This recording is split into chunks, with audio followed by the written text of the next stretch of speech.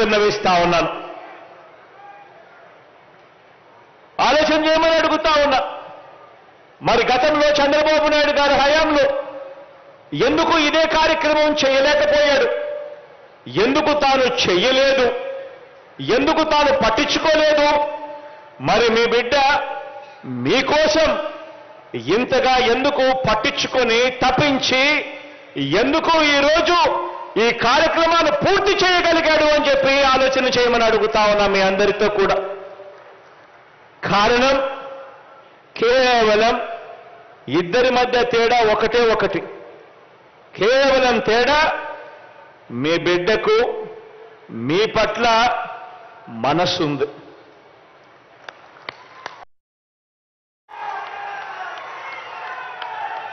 పేదవాడు ఎలా బతుకుతా ఉన్నాడు, పేదవాడిని ఎలా ఆదుకోవాలి, పేదవాడిని ఎలా తోడుగా ఉండాలి, పేదరికం నుంచి పేదవాడిని ఎలా లాగాలి, వాడి బ్రతుకులు ఎలా మార్చాలి అని తపన తాపత్రయం మీ బిడ్డకు మాత్రమే ఉంది. తేడా ఇది అని గమనించమని కోరుతా ఉన్నా మీ అందరితో కూడా.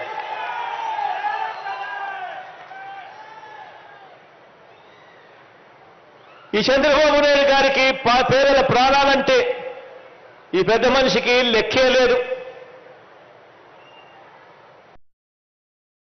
నియోజకవర్గం, ఈ పెద్ద మనిషి గురించి 4 మాటలు చెప్పాలి అని అంటే తన సొంత నియోజకవర్గం కుప్పం, తన సొంత నియోజకవర్గం కుప్పంకు గతంలో ఎప్పుడూ కూడా నీరిచ్చిన చరిత్రే ఈ పెద్ద మనిషి చంద్రబాబు నాయుడు గారికి లేదు. కుప్పంకు నీళ్లు ఇవ్వాలన్నా కూడా మళ్ళీ అది జరిగేది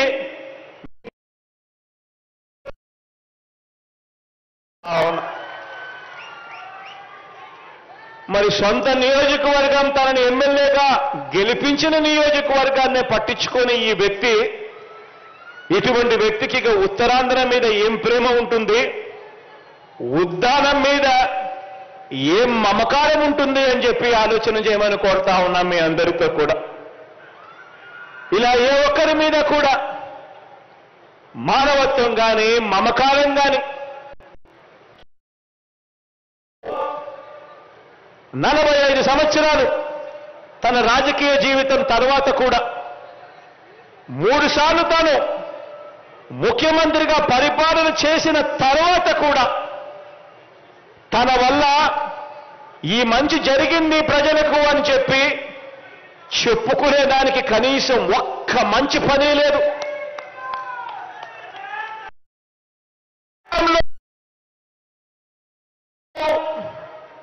ఈ మంచి స్కీమ్ చేశాను, ఈ మంచి స్కీమ్ తీసుకురావడం వల్ల ప్రజలకు మంచి జరిగింది అని చెప్పుకునేదానికి కనీసం ఒక్క స్కీమ్ కూడా చెప్పుకునే పరిస్థితిలో లేడు.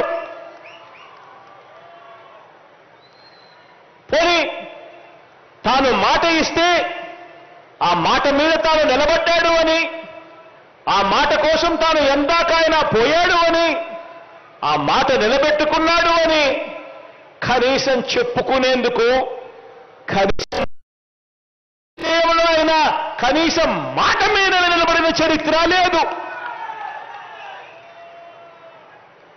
ఇలాంటి ఆయన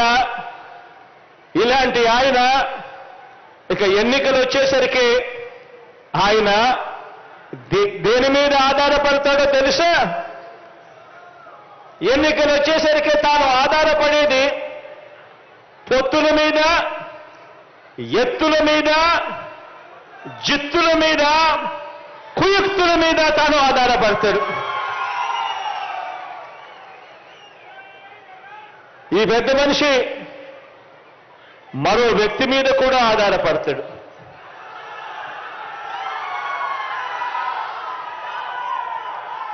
ఒక దత్తపుత్రుడిని యాక్టర్గా పెట్టుకొని డ్రామాను కూడా ఆడుతాడు.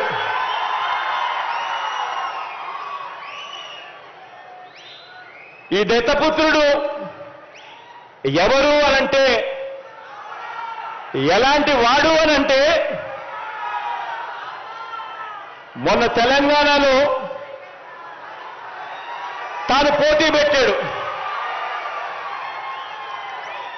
తాను తెలంగాణలో అభ్యర్థులను నిలబెడుతూ పోటీ పెడుతూ తెలంగాణలో తాను అన్న మాటలు వింటే నాకు ఆశ్చర్యం అనిపించింది.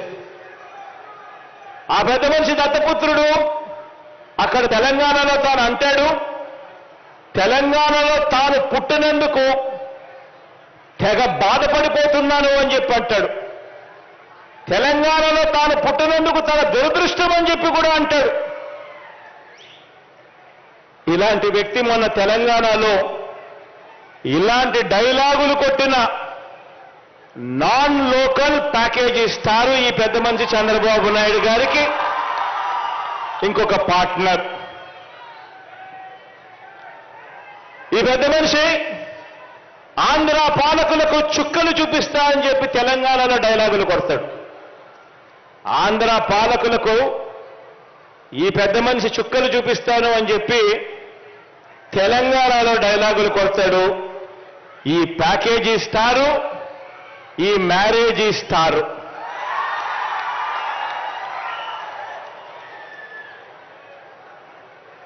ఈ పెద్ద మనిషి పరిస్థితి, ఈ దత్తపుత్రుడి పరిస్థితి అక్కడ ఎలా ఉంది అంటే, ఆ తెలంగాణలో పోటీ పెట్టి ఇన్నిన్ని డైలాగులు ఆంధ్ర రాష్ట్రానికి వ్యతిరేకంగా కొట్టిన ఇన్నిన్ని డైలాగులకు ఆయనకు పడిన ఓట్లెన్నో తెలుసా? చివరికి అక్కడ ఇండిపెండెంట్ గా నిలబడిన చెల్లెమ్మ బర్రెలెక్కకు వచ్చిన ఓట్లు కూడా ఈ పెద్ద మనిషికి దత్తపుత్రుడికి రాలేదు. డిపాజిట్లు కూడా రాలా. ఈ పెద్ద మనిషికి ఇతనికి మన రాష్ట్రంలో చంద్రబాబు నాయుడు గారి ప్రయోజక వర్గం ఉంది తప్ప ఆంధ్ర రాష్ట్రం మీద ప్రేమే లేదు. ఇక్కడ ఈ పెద్ద మనిషికి ఒక సొంత నియోజకవర్గం కూడా లేదు. వీరిద్దరూ కలిసి 2014 నుంచి 2019 మధ్య వీరిద్దరూ కలిసి ఎన్నికల్లోకి కలిసి వచ్చారు. కలిసి వచ్చి 2014 నుంచి 2019 మధ్య ఈ ఉద్యానం ప్రాంతానికి మంచినీరు ఇవ్వటం ఎలా అని చెప్పి కనీసం ఆలోచనైనా చేశారా అంటే అది లేదు. 2014 నుంచి 2019 వీరిద్దరూ కలిసి పోటీ చేసి కనీసం ఉద్యానం ప్రాంతం ఇంత దారుణంగా ఉంది, ఇక్కడ kidney research hospital, super speciality hospital ఇక్కడ నిర్మిస్తే ఇక్కడ ప్రజలకు మంచి జరుగుతుంది అని చెప్పి నిర్మించారా అని అంటే అది కూడా లేదు.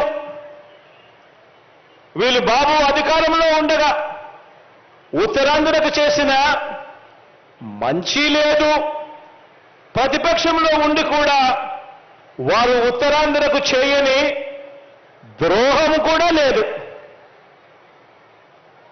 రాష్ట్రంలో అతిపెద్ద నగరమైన విశాఖను పరిపాలనా రాజధానిగా చేస్తాము అని మీ బిడ్డ అంటే ప్రతిపక్షంలో ఉండి కూడా అడ్డుకుంటున్న దుర్మార్గం వీళ్ళిద్దరిది. ఇక్కడే ఉత్తరాంధ్రలో మీ బిడ్డ ఒక బిల్డింగ్ కట్టినా వీళ్ళు ఏడుస్తారు. ఇక్కడే ఉత్తరాంధ్రలో మీ బిడ్డ 4 ఆఫీసులు పెట్టినా వీళ్ళు ఏడుస్తారు.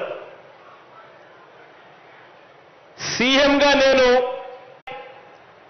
ఓ చంద్రబాబు, ఓ రామోజీరావు, ఓ దత్తపుత్రుడు, ఓ రాధాకృష్ణ, ఓ టీవీ5 వీరంతా కూడా ఒక దొంగల ముఠాక